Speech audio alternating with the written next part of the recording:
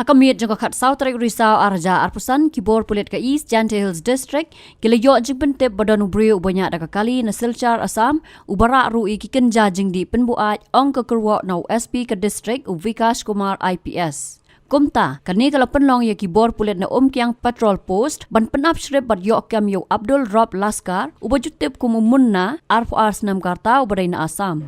Hadirin ke jing rap ke anti narcotics task force jong Kibor Pulit ke Jylla layo ban kam sayo wui pat ubrio belatip kerteng kumu Asif Walang ubasa hahari sabha laban Shillong. Haka jing don Kiba sakhi la penlong ke jing talasi hapo ke section Pynpoi jong ke NDPS Act haka bala kurup santali ki senduk saban badan program ujing di Pynpoi na kali ke badan yo registration number ASO1 EJ Prakandai nyo Hyundai venue.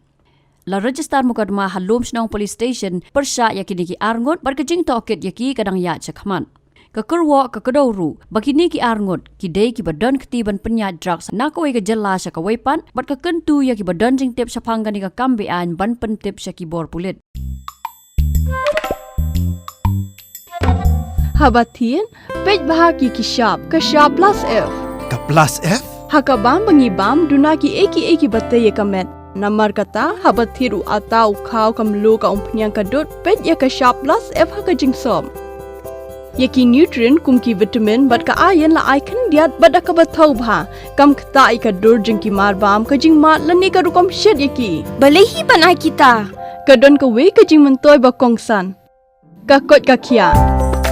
Ka nutrition ba kambha ka jing im ba kambha pendon kam daki mar bam madon ka shop plus F menta ka sngi. Lawan Ra Shapi Lingba ko office jong Commissionerate of Food Safety Meghalaya.